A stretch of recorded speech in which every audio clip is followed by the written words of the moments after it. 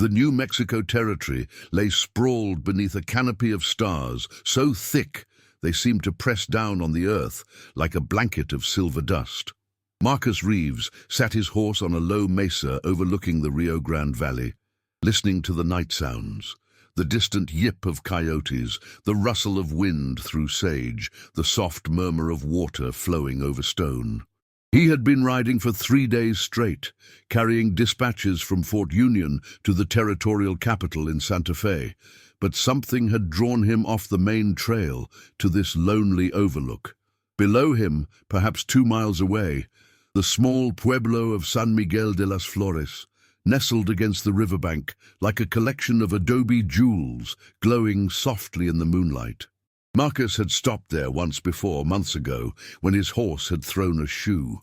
The people had been kind to him, sharing their food and offering him shelter despite his status as an outsider. It was a peaceful place, inhabited by families who had farmed this valley for generations, mixing Spanish, Mexican and Pueblo Indian traditions into something uniquely their own. But tonight, peace was the last thing on Marcus's mind. Hidden in his saddlebags were orders he had glimpsed while the dispatches were being prepared.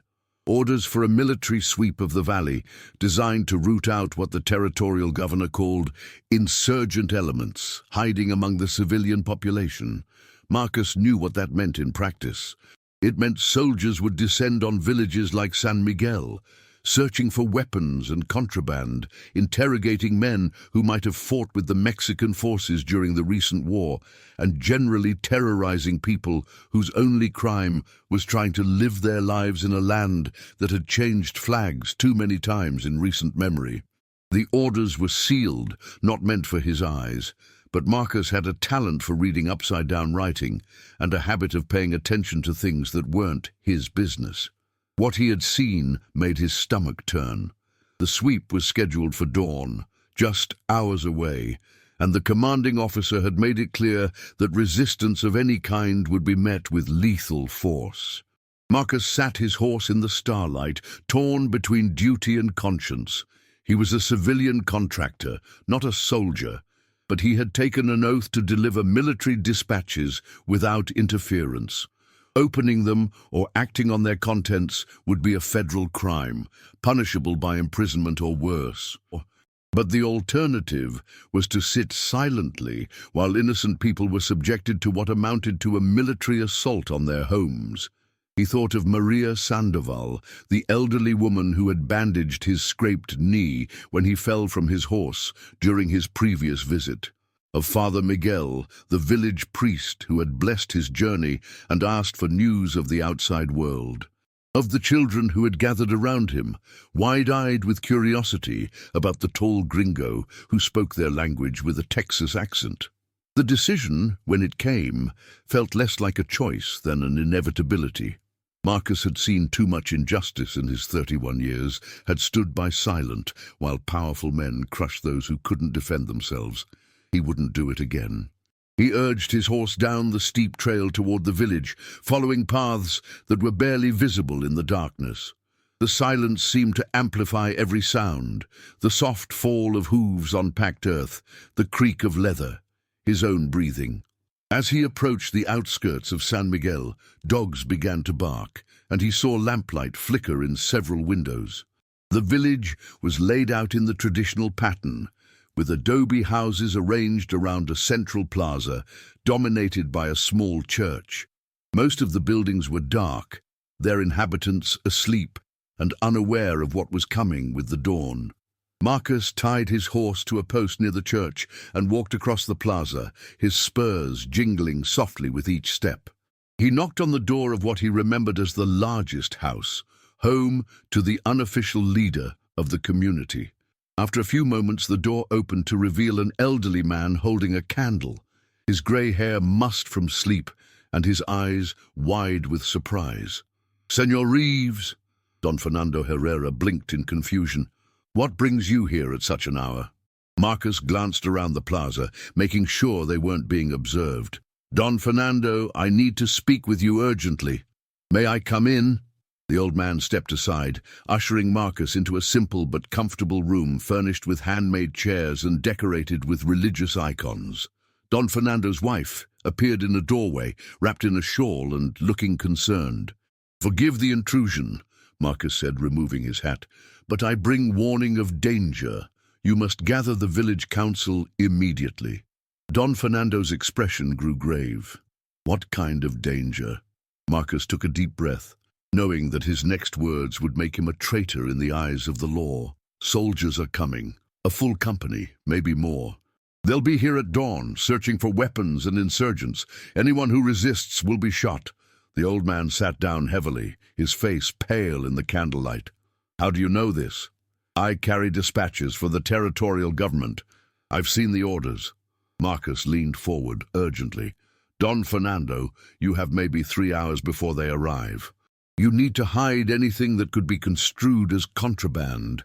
Old Mexican army equipment, weapons beyond what's needed for hunting, any documents that might suggest disloyalty to the American government." Don Fernando's wife crossed herself. "Santa Maria, what have we done to deserve this?" "Nothing," Marcus said firmly. "You've done nothing wrong. But that won't matter to the soldiers carrying out these orders. They're looking for any excuse to demonstrate American authority." Don Fernando stood and began pacing, his mind clearly racing. "The young men who fought in the war, should they flee?" Marcus nodded grimly. "Anyone who served in the Mexican army should be gone before sunrise. The soldiers have lists of names. They'll be arrested on sight. And the weapons you mention? Whatever you can't hide completely, you need to turn over voluntarily. Better to lose a few rifles than to have men shot for resisting." Marcus hated giving such advice, but he knew the reality of what was coming. Don Fernando called for his son, and within minutes the house was filled with the village's informal council, shopkeepers, farmers, the priest, and several women whose husbands were away. Marcus repeated his warning, watching their faces cycle through disbelief, fear, and finally grim determination. "Why are you telling us this?" asked Father Miguel, a small man with intelligent eyes. "You risk much by betraying your own government's plans." Marcus looked around the room at these people who had shown him kindness when they had no obligation to do so. "Because it's the right thing to do. Because warning innocent people about danger isn't betrayal, it's being human." What followed was 3 hours of frantic but organized activity. The entire village mobilized with the quiet efficiency of people who had faced adversity before and survived through cooperation. Men dug hasty hiding places for weapons and documents, while women packed food and supplies for those who would need to flee. Marcus found himself in the strange position of advising people on how to deceive the very military he was supposed to serve. He suggested hiding places that would be overlooked in a quick search, coached them on how to answer questions in ways that were technically truthful but not incriminating, and helped identify which villagers were most at risk and needed to disappear immediately. The hardest part was watching families say goodbye, not knowing when or if they would see their loved ones again. Young men kissed their wives and children, promising to return when it was safe. Fathers embraced sons who had fought in a war that was now being used as an excuse for persecution.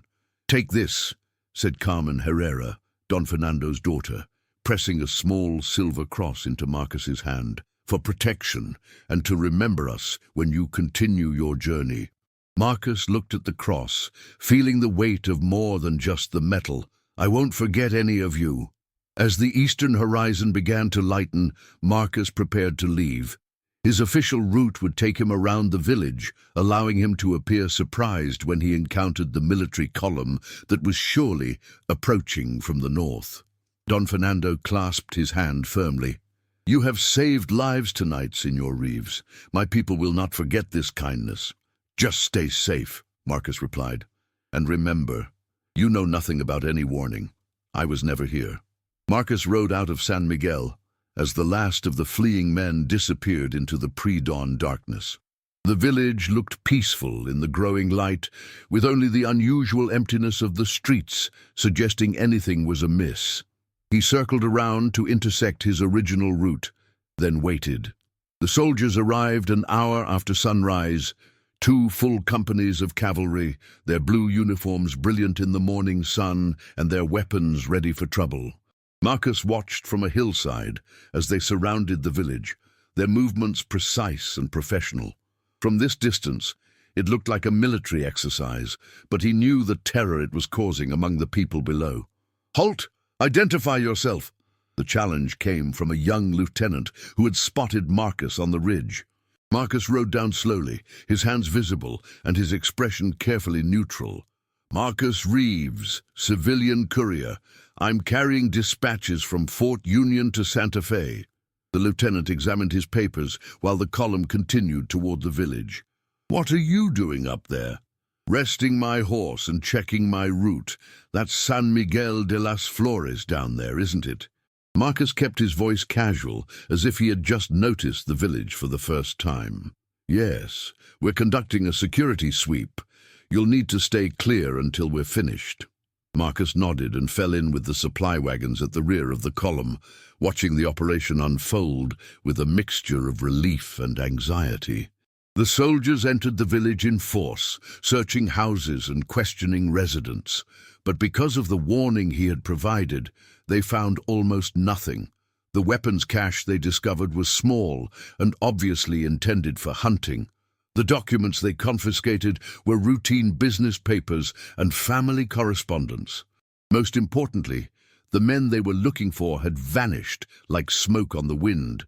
Marcus watched the commanding officer's growing frustration as his men reported negative results from house after house. Colonel Brennan was a career soldier with political ambitions, and this operation was supposed to demonstrate his effectiveness at rooting out potential insurgents. Instead, it was making him look incompetent. "Sir," the lieutenant reported, "we've found some rifles and ammunition, but nothing that suggests organized resistance. No contraband documents, no evidence of insurgent activity." Colonel Brennan's face reddened. "What about the men on our list? Where are Torres, Sandoval, Herrera? The villagers claim they left weeks ago, looking for work in other territories. We found no evidence to contradict their statements." The colonel glared at the peaceful village as if it had personally insulted him. Marcus could practically see him weighing his options. Arrest people on flimsy pretexts and face awkward questions later, or admit that his intelligence had been faulty. "Sir," another officer approached, "there's an old woman asking to speak with you, says she has information." Marcus's heart nearly stopped. Had someone talked? Had his warning been discovered? The old woman turned out to be Maria Sandoval, the same elderly lady who had tended his scraped knee months ago. She approached the colonel with the careful dignity of someone who had learned to navigate dangerous situations through decades of experience. "Senor Colonel," she said in accented English, "I wish to thank you for coming to protect our village." Brennan looked suspicious. "Protect you from what?" "From the bandits, of course. We heard rumors that bad men were planning to raid our village, steal our few valuables, perhaps hurt our people. When we saw your soldiers arriving, we knew God had sent you to keep us safe." Marcus bit his tongue to keep from smiling. Maria was reframing the entire operation, turning it from a hostile sweep into a protective mission. And she was doing it so convincingly that even the colonel seemed to buy it. "Bandits?" Brennan repeated. "Si, senor. Terrible men who prey on peaceful villages like ours. We are so grateful that the American army protects innocent people from such criminals." The colonel found himself in the awkward position of having his military operation redefined as a humanitarian mission. To maintain his dignity, he had little choice but to play along. Of course, the United States Army protects all law-abiding citizens, regardless of their background. "You are very kind, senor. Perhaps your men would like some food." "We have little, but we share gladly with those who protect us." What followed was one of the strangest scenes Marcus had ever witnessed. The soldiers who had come to terrorize the village found themselves being treated as honored guests. Women brought out tortillas and beans, children offered cups of cool water, and men who had been prepared for interrogation chatted amiably about the weather and local conditions.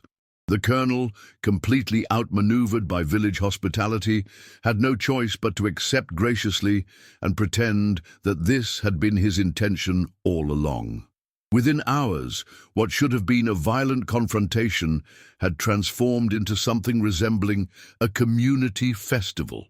Marcus watched it all with growing admiration for the villagers' tactical brilliance. They had turned the tables so completely that the soldiers were now competing to be polite guests rather than intimidating occupiers. As the day wore on and it became clear that the operation would yield nothing of value, Colonel Brennan began preparing to withdraw. But before he could leave, Don Fernando approached him with a formal request. "Senor Colonel, our village would like to present you with a token of our appreciation for your protection." The old man gestured toward the church, where the entire population had gathered. "Would you honor us by accepting a small ceremony?" Brennan, trapped by his own public relations success, could hardly refuse. Marcus watched from the edge of the crowd as the colonel was formally thanked for his protection and presented with a wooden crucifix carved by the village's best craftsmen. But the real ceremony was yet to come. As the soldiers prepared to mount up and leave, Father Miguel approached Marcus with an expression of deep solemnity. "Senor Reeves," the priest said in a voice that carried clearly across the plaza, "our village would like to acknowledge a debt of gratitude." Marcus felt the eyes of both villagers and soldiers turning toward him. "I'm not sure what you mean, Father. Last night an angel visited our village and warned us of danger. We do not know who this angel was, but his warning allowed our young men to escape harm and our people to prepare for the soldiers' visit." The priest's eyes met Marcus's with perfect understanding. "We believe this angel continues to watch over us." The crowd murmured agreement, and Marcus saw several villagers making the sign of the cross. He realized that the priest was publicly acknowledging his role while simultaneously providing him with perfect cover. Who could argue with a miracle? "Perhaps," Father Miguel continued, "this angel would accept a blessing for his continued journey, that he might continue to bring protection to those who need it." Marcus found himself at the center of an impromptu religious ceremony, with the priest blessing him for services that officially he had never rendered. The irony was almost overwhelming. He was being honored for treason while standing next to the very soldiers he had betrayed. Colonel Brennan watched the proceedings with growing impatience. "Mr. Reeves, we should be moving. You have dispatches to deliver." "Of course, Colonel." Marcus accepted the priest's blessing and prepared to mount his horse. But as he swung into the saddle, Maria Sandoval approached and handed him a small package wrapped in cloth. "Food for your journey," she said loudly enough for everyone to hear. Then, lowering her voice, she added, "and something to remember us by." Marcus tucked the package into his saddlebag and rode out with the military column, leaving San Miguel de las Flores looking exactly as peaceful as it had when they arrived. The operation had been a complete failure from a military standpoint, but Colonel Brennan was already spinning it as a successful demonstration of American benevolence toward loyal citizens.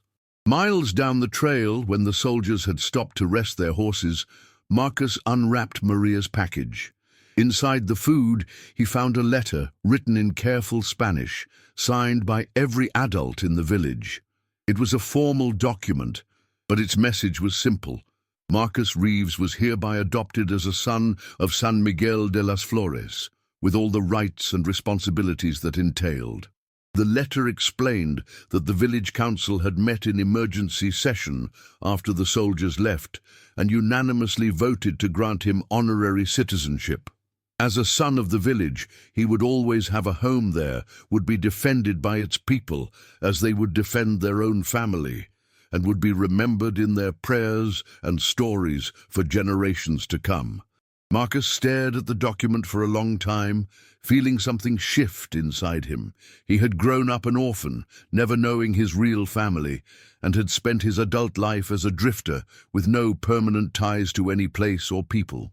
Now, with a few lines of careful script, he had become part of something larger than himself. He delivered his dispatches to Santa Fe as ordered, saying nothing about the events in San Miguel de las Flores. Colonel Brennan filed a report describing the successful completion of his mission and the loyalty of the local population.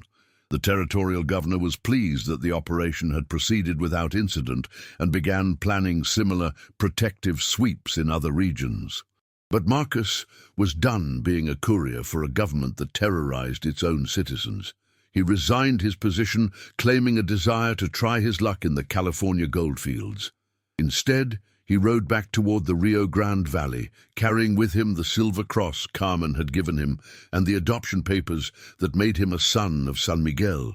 The village welcomed him back with the joy reserved for family members returning from a long journey. A small adobe house was found for him, and he was given work helping to manage the community's irrigation system, work that required both engineering knowledge and diplomatic skills. Over the following months, Marcus discovered what it meant to belong somewhere. He learned to speak Spanish more fluently, participated in religious festivals, and gradually became involved in the complex web of relationships that held the community together. The villagers, in turn, learned to see him not as an outsider who had helped them once, but as one of their own. The transformation wasn't always easy. Marcus had to learn new customs, navigate unfamiliar social structures, and prove repeatedly that his commitment to the community was genuine.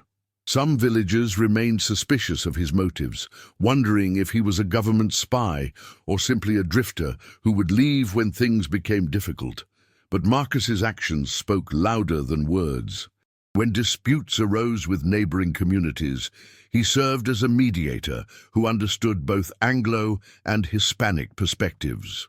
When government officials came asking questions about the village's loyalty, he deflected their suspicions with a combination of charm and carefully worded half-truths. When drought threatened the crops, he organized innovative irrigation projects that saved the harvest. The real test of his acceptance came during the village's annual patron saint festival, when Marcus was asked to serve as one of the festival's main organizers. The honor was typically reserved for men whose families had lived in the community for generations, and his selection sparked considerable debate. "He has no roots here," argued Tomas Herrera, Don Fernando's youngest son. "How can he understand the true meaning of our traditions?" But Maria Sandoval, now recognized as one of the village's unofficial matriarchs, disagreed. "Roots are not only about blood and birth," she said firmly. "They are about love and commitment. This man risked everything to save our people. That makes him family in the deepest sense." The debate continued for weeks, but eventually Marcus's supporters prevailed. He threw himself into the festival preparations with characteristic thoroughness, learning the religious significance of each ceremony and the historical meaning of various traditions. The festival itself was a 3-day celebration that drew visitors from across the region. Marcus found himself at the center of elaborate processions, solemn religious services, and joyous community meals.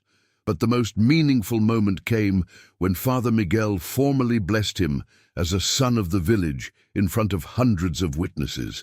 "Marcus Reeves came to us as a stranger," the priest declared, "but he leaves here today as family. He has proven that the bonds of love and loyalty are stronger than the accidents of birth or the barriers of language and culture." The crowd erupted in cheers, and Marcus found himself surrounded by people eager to embrace him as their newly acknowledged brother. Children who had been shy around him now climbed on his shoulders, while elders who had remained skeptical finally accepted him with genuine warmth. But the celebration was interrupted by the arrival of unexpected visitors, a group of territorial officials led by Colonel Brennan himself. The colonel had been promoted following his successful pacification of the region, and he was now conducting a broader investigation into potential security threats. "Mr. Reeves," Brennan said, his voice carrying clear suspicion, "I wasn't expecting to find you here. I thought you had gone to California." Marcus maintained his composure despite the sudden tension in the crowd. "Plans change, Colonel. I found opportunities here that seemed more promising than gold mining." "What kind of opportunities?" "Engineering work, primarily. These people have developed some fascinating irrigation techniques that could be valuable throughout the territory." Brennan looked around at the festival decorations and the crowd of villagers watching nervously. "This seems like an unusual place for an American engineer to settle." "Why? The people here are American citizens now, same as anyone else. They deserve the same opportunities for development and progress." Father Miguel stepped forward, his voice carefully respectful. "Colonel Senor Reeves has been a great blessing to our community. He has helped us improve our farming methods and served as a bridge between our people and the territorial government." "A bridge?" Brennan's tone suggested he found the concept suspicious. Don Fernando joined the conversation, his manner diplomatically enthusiastic. "Oh yes, Colonel. Senor Reeves has taught us so much about American ways. He has helped us become better citizens of our new country." Marcus watched the colonel struggle to find fault with a situation that was being presented as a model of successful assimilation. How could he criticize an American engineer who was helping Hispanic villagers become more productive and loyal citizens? "Well," Brennan said finally, "I suppose that's commendable. But I'll need to speak with Mr. Reeves privately about his work here." The interview that followed was a delicate dance of questions and evasions. Brennan was clearly fishing for evidence that Marcus was involved in something subversive, but Marcus had learned to speak the language of bureaucracy fluently enough to deflect most inquiries. "You resigned your courier position rather abruptly," Brennan observed. "I found the work unsatisfying. Too much time alone on the trail, not enough opportunity to use my engineering skills." "And you chose to settle here, of all places?" "The village offered me work, and I liked the people. Sometimes the best opportunities are found in unexpected places." Brennan pressed harder. "There are rumors that someone warned this village about our security sweep last year, someone with access to military dispatches." Marcus met his gaze steadily. "That would be a serious crime, wouldn't it? I can't imagine why anyone would risk their career and freedom for such a thing, unless they had divided loyalties." My loyalty is to the United States of America and its Constitution," Marcus replied firmly. "The same Constitution that guarantees equal protection under law for all citizens, regardless of their ancestry." The colonel had no answer for that, and eventually he was forced to withdraw without finding any evidence of wrongdoing. But Marcus knew that his presence in San Miguel would continue to attract scrutiny, potentially putting the entire community at risk. That night, he met with the village council to discuss the situation. "Perhaps it would be better if I left," he suggested. "I don't want my presence here to bring trouble on your people." Don Fernando shook his head firmly. "You are family now. Family does not abandon each other because of threats. But if the government believes I'm a security risk, then we will prove them wrong," Father Miguel interrupted. "We will show them that you are exactly what you appear to be, a good man who has chosen to make his life among us." What followed was a campaign of subtle but persistent public relations that gradually changed the official narrative around Marcus's presence in San Miguel. Village delegations visited territorial officials to praise his work and emphasize how much he had contributed to their community's prosperity and loyalty. Marcus himself began writing regular reports to the territorial government about agricultural innovations and community development projects in the village. The reports served a dual purpose: They demonstrated his ongoing value to the American administration while also creating an official record of his legitimate activities. The strategy worked better than anyone had dared hope. Within 2 years, Marcus had transformed from a suspected security risk into an example of successful American-Hispanic cooperation. Territorial officials began pointing to San Miguel as a model of how former Mexican citizens could be integrated into American society. The irony wasn't lost on Marcus. He had become a poster child for the very government he had once betrayed, and his success was being used to justify policies he privately opposed. But he consoled himself with the knowledge that his work was making real differences in people's lives. The village prospered under his guidance. New irrigation systems increased crop yields, improved roads connected the community to larger markets, and a small school was established where children could learn both English and Spanish. The population grew as families from other regions came seeking the stability and opportunities that San Miguel offered. But Marcus's greatest pride came from watching the children he had helped save grow into adulthood. Young men who had fled the village as frightened refugees returned as confident citizens, ready to contribute to their community's continued growth. They brought with them new skills and perspectives gained during their exile, adding to the village's collective wisdom and capabilities. One of these returning sons was Diego Herrera, Don Fernando's grandson, who had spent 5 years working in California and Mexico before coming home. Diego sought out Marcus immediately upon his return, wanting to thank the man whose warning had saved his life. "You gave us the gift of time," Diego said as they sat together in the village plaza. "Time to escape, time to learn, time to become something more than we were before. Without that gift, I would be dead or in prison, and this village would be a very different place." Marcus looked around at the bustling community that San Miguel had become, prosperous, peaceful, and growing stronger each year. "I just did what anyone should have done in that situation." "No," Diego corrected gently. "You did what a good man does when faced with an impossible choice. You chose to protect innocent people, even knowing it would cost you everything you had built for yourself." As Marcus entered his 40s, he began to think about legacy and the future. He had never married, dedicating himself entirely to his work and his adopted community. But he had become a father figure to dozens of young people and a trusted advisor to families throughout the region. The village council approached him with a proposal that both honored his contributions and ensured his continued involvement in the community's future.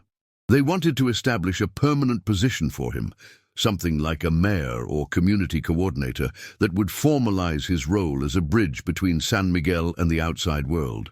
"We need someone who understands both worlds," Don Fernando explained.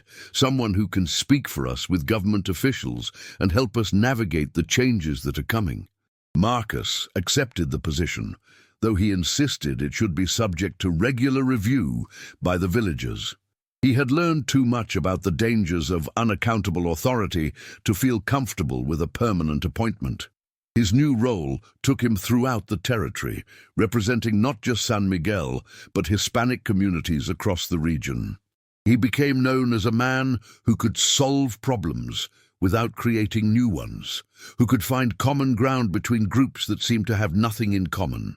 The work was often frustrating.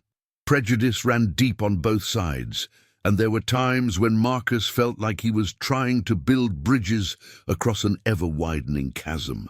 But there were also victories, treaties that prevented conflicts, development projects that benefited everyone, and gradual changes in attitudes that suggested a more hopeful future might be possible. When Marcus turned 50, the village threw him a celebration that drew visitors from across the southwest. Government officials came to honor his contributions to regional stability, while tribal leaders and Hispanic community representatives praised his work as a mediator and advocate. But the most meaningful moment came when Carmen Herrera, now a grandmother herself, presented him with a new version of the silver cross she had given him years ago. This one was larger and more elaborate, inscribed with the names of every family in San Miguel and blessed by Father Miguel in a special ceremony. "This cross represents all the lives you have touched," she said, "all the children who grew up safely because of your warning, all the families who prospered because of your guidance. Wear it knowing that you are loved by an entire community." Marcus wore the cross for the rest of his life, and when he died peacefully, at the age of 68, it was buried with him in the village cemetery. His funeral drew thousands of mourners, including territorial officials, tribal leaders, and representatives from dozens of communities he had helped over the years. The inscription on his gravestone, written in both Spanish and English, read simply, "Marcus Reeves, son of San Miguel, he chose love over fear." But those who knew him best remembered him as the man who had proven that a single act of courage could change not just individual lives, but the entire course of history. The village continued to thrive long after his death, eventually becoming a small city that remained a model of multicultural cooperation. The annual festival that had first marked Marcus's acceptance into the community grew into a regional celebration that drew visitors from around the world. And in the church where Father Miguel had first blessed Marcus as a son of the village, a simple plaque commemorated the night when a stranger had chosen to risk everything to warn a community of danger.